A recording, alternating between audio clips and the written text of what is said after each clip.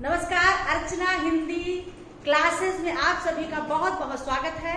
आज कक्षा 10 में सूरदास के पद में हम आपको सूरदास का पद आपके पाठ्यक्रम में है, उसमें सूरदास का जीवन परिचय, चूंकि एक गद्य से और एक पद्य से जीवन परिचय आता है कक्षा 10 के पाठ्यक्रम एग्जाम में, तो आपको जीवन परिचय सूरदास का, जो कि आपकी साहित्यिक हिंदी के लिए भी साहित्यिक हिंदी में सूरदास का परिचय है, जिसमें कि सूरदास के पद हमने आपको कुछ पदों को पढ़ाया है, अगली कक्षा में भी लगातार पढ़ाते रहेंगे। सूरदास के विषय में जीवन परिचय आता है, बच्चे रटे रहते हैं और फिर पता चला एग्जाम के समय वो भूल गए, तो इसलिए आज हम जीवन परिचय बहुत ही रोचक ढंग से आपको बताने वाले हैं। आप जो है मेरे साथ बने रहिए। देखिए, सूरदास जो है सगुण उपासक थे, जिसमें कि निर्गुण और सगुण दो काव्यधारा थी। सगुण काव्यधारा में कृष्ण काव्यधारा के प्रवर्तक सूरदास जी हैं। सूरदास जी का जन्म 1478 ईस्वी में हुआ था। कब हुआ था? 1478 ईस्वी में हुआ था। कहाँ हुआ था? सीही। कुछ लोग इनका जन्म समय सीही मानते हैं और कुछ लोग सूरदास का जन्म समय रुनकता मानते हैं। ठीक है, तो इस प्रकार से सूरदास का जन्म 1478 ईस्वी में हुआ था। स्थान सीही और रुनकता। इनके पिता का नाम था पंडित रामदास। पंडित रामदास सारस्वत ब्राह्मण थे।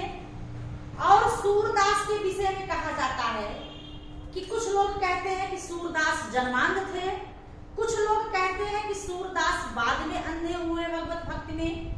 तो इस प्रकार से सूरदास के अंधे होने पर, जन्मांध या बाद में अंधे हुए, इस पर अभी तक स्पष्ट नहीं हो पाया। और इनके गुरु का नाम था वल्लभाचार्य। ये कहा जाता था कि सूरदास भगवान कृष्ण के भक्त थे, भगवान श्री कृष्ण के प्रति वो सखा भाव रखते थे। और एक बार उनकी मुलाकात वल्लभाचार्य से होती है और वल्लभाचार्य जी इन्हें गोवर्धन पर्वत पर श्रीनाथ मंदिर पर ले जाकर के रखते हैं और इन्हें जो है सलाह देते हैं कि भगवान का भक्त कर बने, भगवान का भजन करें।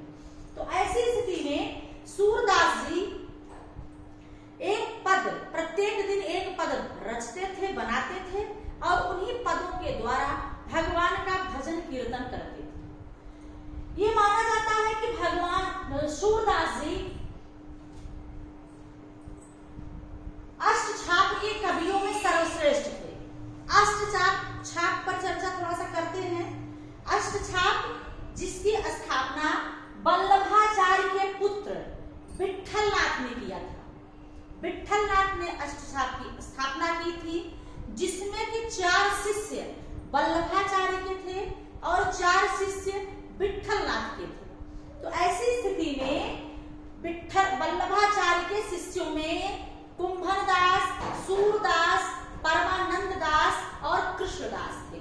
तो जिसमें कि कुंभनदास तो उम्र में सबसे बड़े थे, लेकिन विद्वता और ज्ञान में सर्वश्रेष्ठ सूरदास जी थे। तो सूरदास जो है अष्टछाप के श्रेष्ठ कवि थे और सूरदास के 3 ग्रंथ जो बहुत ही महत्वपूर्ण है। पहला ग्रंथ है सूरसागर, दूसरा है साहित्य लहरी, तीसरा है सूरसारावली। सूरसागर, साहित्य लहरी और सूरसारावली ये सूरदास के महत्वपूर्ण ग्रंथ थे। सूरदास ने अपनी रचनाओं में ब्रज भाषा का ही प्रयोग किया है। इसका प्रयोग किया है ब्रज भाषा का। और ये कहा जाता है कि सूरसागर, इसमें 10वें स्कंद का विशेष महत्व है सूरसागर में, जिसमें कि कृष्ण के चरित्र का वर्णन है। कृष्ण के चरित्र का वर्णन है सूरसागर में। और इस प्रकार से सूरदास सूरसागर, साहित्य लहरी और सूरसारावली जैसे ग्रंथ की रचना किए हैं और इनकी भाषा थी ब्रज। इनका मृत्यु अंतिम समय में सूरदास जी को आभास हो जाता है, उनका समय अब निकट आ गया है और वो श्रीनाथ मंदिर से पारसौली चले आते हैं। फिर वहां पर रह करके भगवान का भगवत भजन करते हैं और उसके बाद कुछ समय के बाद लगभग 1583 ईस्वी में सूरदास जी गोलोकवासी हो जाते हैं, सूरदास जी का स्वर्गवास हो जाता है। तो इस प्रकार से सूरदास का जीवन परिचय बस इतने ही संक्षिप्त में और बहुत ही विशेष संक्षिप्त और विशेष सारगर्भित शब्दों में आपको प्रस्तुत करना है। सूरदास का जन्म 1478 ईस्वी में सीही नामक स्थान पर हुआ है। कुछ लोग रुनकटा मानते हैं। इनके पिताजी का नाम था पंडित रामदास जी, जो सारस्वत ब्राह्मण थे। सूरदास के विषय में कहा जाता है कि सूरदास जन्मांध थे या बाद में अंधे हुए, इस पर लोगों का जो है बस संदेह बना रहता है। सूरदास जी की भेंट एक बार जो है वल्लभाचार्य जी से होती है। वल्लभाचार्य के भगवत भक्त को देखते हैं और उसके बाद इनसे प्रसन्न करते हैं और इन्हें दीक्षा देते हैं, इन्हें अपना शिष्य बनाते हैं और इन्हें सलाह देते हैं कि ले जाकर के इन्हें गोवर्धन पर्वत के पास श्रीनाथ मंदिर में सूरदास जी को वहां पर रखते हैं और वहां पर सूरदास जी भगवान श्री कृष्ण के आराधना करते हैं और नित्य अपने एक पदों की रचना करते हैं और नित्य उन्हीं पदों के द्वारा भगवान की आराधना करते हैं।